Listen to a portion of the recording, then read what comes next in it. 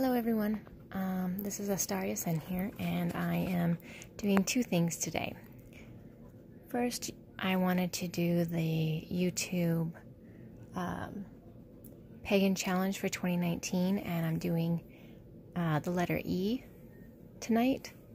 And what I found in fairy lore was Ellaby Gathan. I don't know if that's how you pronounce it. But in 17th century England, Ellaby was an elf familiar, and he was an invoked familiar, which means he was called upon in magical spells by nurses, wanting a good fairy to watch over a baby so that the bad fairies didn't end up replacing the small child with like a changeling, because fairies were notorious for exchanging changelings with human babies. And that's where the word like lullaby was suggested to come from. And I got that from the Encyclopedia of Fairies on Google Books. And I thought it was really interesting because I had never heard that before. It's not, I mean, I heard the changeling story before, but I'd never heard of the lullaby reference or the Ellaby fairy elf. I think it would be interesting to do maybe like a clay figurine that represents that, and I might do that later on. But for now, I just wanted to, just explore that just a tiny bit. I didn't go real deep into the mythology behind it, but I did find it interesting and thought I would share it with you guys since I'm doing the challenge for this month, or this year, sorry. And then the second thing I'm doing is I'm doing a card spread in front of me, which you can see with my Shadowscapes card. And I've got two cards laid out that I pulled. One is for my week ahead, which is this one right here.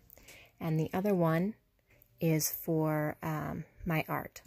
And I promised that I would do an art one to show you guys like how I put my tarot into my art. And I'm going to show you how I would apply this to like my clay or something like that.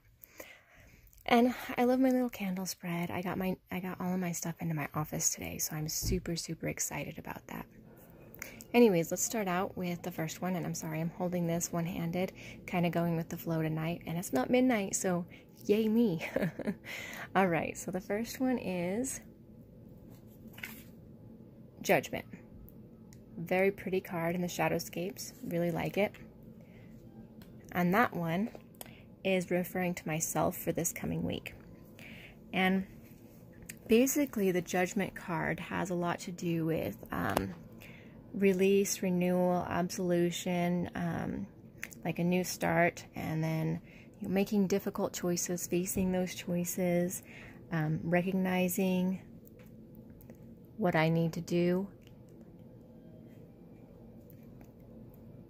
kind of like listening to my destiny voice, I guess, and moving forward with it,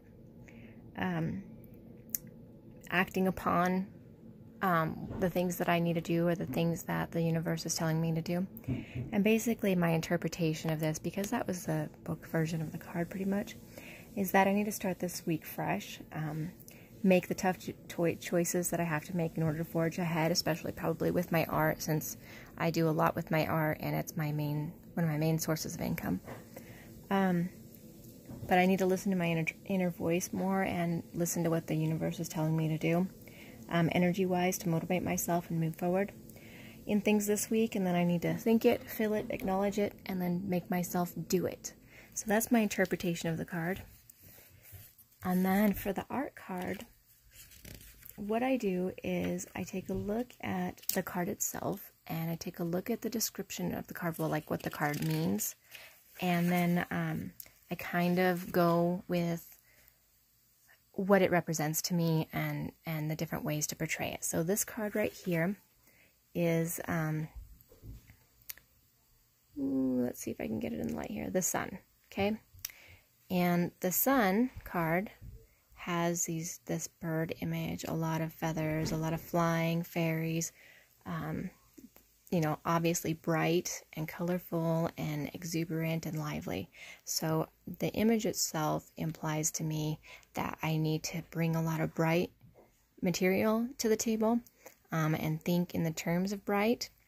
And then the description of the card is like the sun is enlightening.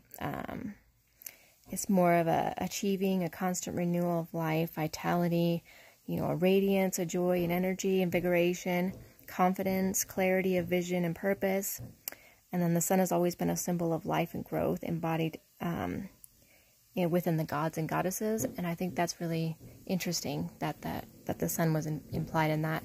So I took that description, and I might make a goddess that's really bright just for my own self, and then for my art related stuff, I might incorporate more that has to do with birds and feathers, flying things, and really bring the bright colors in to fruition with my art and kind of see where it goes from there. And once I do that this coming week, I'll go ahead and do, maybe I'll do a little show and tell video if you guys want to see what I'm doing.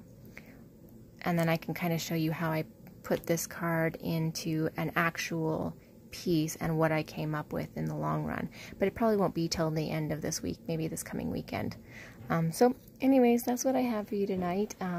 Hopefully it was a learning experience and you guys can take away something and maybe even figure out a way to add cards to your own creativity, because I really like adding tarot cards to creativity, and I'm really struggling, well, not necessarily struggling, but trying to incorporate it more frequently. So I hope you all have a great evening, and I will see you again soon.